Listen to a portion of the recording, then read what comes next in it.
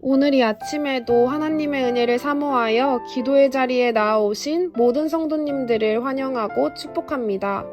오늘 우리에게 주신 하나님의 말씀은 구약성경 아모스 7장 10절에서 17절까지의 말씀입니다. 때에 베델의 제사장 아마샤가 이스라엘의 왕 여로보암에게 보내어 이르되 이스라엘 족속 중에 아모스가 왕을 모반하나니 그 모든 말을 이 땅이 견딜 수 없나이다. 아모스가 말하기를 여로보암은 칼에 죽겠고 이스라엘은 반드시 사로잡혀 그 땅에서 떠나겠다 하나이다. 아마샤가 또 아모스에게 이르되 선견자야 너는 유다 땅으로 도망하여 가서 거기에서나 떡을 먹으며 거기에서나 예언하고 다시는 베델에서 예언하지 말라. 이는 왕의 성소요 나라의 궁궐임이니라. 아모스가 아마샤에게 대답하여 이르되 나는 선지자가 아니며 선지자의 아들도 아니라 나는 목자요 뽕나무를 재배하는 자로서 양떼를 따를 때에 여호와께서 나를 데려다가 여호와께서 내게 이르시기를 가서 내 백성 이스라엘에게 예언하라 하셨나니 이제 너는 여호와의 말씀을 들을지니라. 내가 이르기를 이스라엘에 대하여 예언하지 말며 이삭의 집을 향하여 경고하지 말라 하므로 여호와께서 이와 같이 말씀하시기를 내 아내는 성읍 가운데서 창녀가 될 것이요 내 자녀들은 칼에 엎드러지며 내 땅은 측량하여 나누어질 것이며 너는 더러운 땅에서 죽을 것이요 이스라엘은 반드시 사로잡혀 그의 땅에서 떠나리라 하셨느니라. 아멘. 일상 속에서 여러분은 어떠한 계획을 갖고 살아가고 계신가요? 오늘 계획하고 계신 것이 있다면 어떤 것이 있을까요? 우리는 우리에게 주어진 것들로 일상을 계획하고 그 계획을 실행해 나갑니다. 하나님께서도 하나님의 백성인 각 사람을 통해 하나님의 일을 계획하고 펼쳐 나가십니다. 오늘 본문에서는 목자였던 아모스와 다른 한 사람의 모습을 통해 예수님께서 다시 오실 날을 기다리는 우리는 세상 속에서 어떠한 모습을 갖고 살아가야 하는지 알려주십니다. 본문은 아마샤가 이스라엘의 왕 여로보암에게 아모스에 대해 알리는 장면으로 시작됩니다. 10절에서 13절 말씀 보겠습니다. 때에 베델의 제사장 아마샤가 이스라엘의 왕 여로보암에게 보내어 이르되 이스라엘 족속 중에 아모스가 왕을 모반하나니 그 모든 말을 이 땅이 견딜 수 없나이다. 아모스가 말하기를 여로보암은 칼에 죽겠고 이스라엘은 반드시 사로잡혀 그 땅에서 떠나겠다 하나이다. 아마샤가 또 아모스에게 이르되 선견자야 너는 유다 땅으로 도망하여 가서 거기에서나 떡을 먹으며 거기에서나 예언하고 다시는 베델에서 예언하지 말라. 이는 왕의 성소요 나라의 궁궐임이니라. 아마샤는 베델 즉 하나님의 집 예배당의 제사장이었습니다. 오늘 본문에서의 아마샤는 아모스가 전하는 심판의 내용을 마음에 들어하지 않습니다. 그래서 왕에게 나아가 아모스가 반란을 선동하고 있다고 말하며 왕과 나라에 대한 심판의 이야기를 왕에게 전합니다. 그리고 그 후에 아모스에게 이곳을 떠나 유다 땅으로 돌아가라고 이야기를 하기도 하지요. 우리가 제사장인 아마샤의 행동을 통해 생각할 수 있는 것은 첫 번째로 우선순위가 하나님께 있지 않다는 것을 알 수 있습니다. 제사장이었다면 아모스의 이야기를 듣고 하나님을 찾으며 여쭈어야 했을 텐데 그렇게 하기보다 여로보암을 먼저 찾아가 이야기하는 모습을 보았을 때 아마샤의 마음의 중심에 누가 우선순위에 있었는지 우리는 알 수 있습니다. 또한 12절에서 아모스에게 선견자라고 말하며 유다 땅으로 가서 떡을 먹으라 라고 말하는 모습을 볼 때 아모스를 선지자로 인정하고 있지 않으며 이 상황을 자신의 경제적인 생계를 생각하고 밥그릇 싸움 정도라고 생각하고 있음을 알 수 있습니다. 더 나아가 두 번째로 아마샤의 행동을 통해 알 수 있는 것은 신앙적으로 무감각해져 있는 이스라엘 사회입니다. 이것은 하나님께서 이스라엘을 통해 계획하신 심판에 대한 정당성을 보여주는 것이기도 하죠. 무감각해져 있다는 것은 하나님께서 말씀을 하셔도 듣지 못하는 귀와 하나님께서 보여주시는 것들을 보지 못하는 눈과 하나님께서 우리 앞에 자신의 일들을 펼쳐 나가실 때 이 또한 잘 알아차리지 못하는 우리의 마음 상태를 이야기합니다. 일상 속에서도 우리는 감각적인 반응에 대해 생각할 수 있습니다. 사랑하는 사람을 대할 때 우리는 그 사람의 작은 행동을 기민하게 살핍니다. 불편한 것은 없는지, 도와주어야 할 것은 없는지, 힘든 것은 없는지 등을 말입니다. 그리고 또한 그 사람에 대해 무엇을 좋아하는지, 무엇을 싫어하는지, 어떻게 했을 때 행복감을 느끼는지 등을 궁금해하기도 합니다. 어떤 때는 옆에서 제잘제잘 우리의 일상에 대해 이야기하기도 합니다. 하나님께서 원하시는 것이 바로 이것입니다. 조건 없이 우리를 사랑하시는 하나님은 자신을 가장 먼저 사랑하고 궁금해하고 찾길 원하십니다. 마지막으로 아마샤의 행동을 통해 생각할 수 있는 것은 듣기 좋은 말씀만을 추구했던 모습입니다. 아마샤는 바른 교훈을 받기보다 듣기 좋은 성공, 부유, 복 등 어떻게 생각하면 본인에게 유익이 되는 복을 바라는 기복신앙을 취하고 있던 사람이었습니다. 그렇다 보니 아모스를 통해 하나님의 심판에 대한 이야기를 들었을 때 아모스를 쫓아내야겠다는 생각을 먼저 하게 된 것이지요. 디모데후서 4장 3절 말씀 보겠습니다. 때가 이르리니 사람이 바른 교훈을 받지 아니하며 귀가 가려워서 자기의 사욕을 따를 스승을 많이 두고 우리 또한 우리의 유익과 편리만을 추구하며 살아가고 있지는 않은지 아마샤의 모습을 통해 돌아봐야 할 것입니다.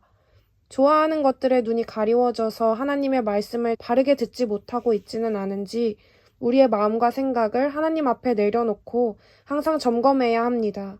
이후 아마샤의 행동에 대해 아모스는 이렇게 말합니다. 14절에서 15절 말씀 보겠습니다.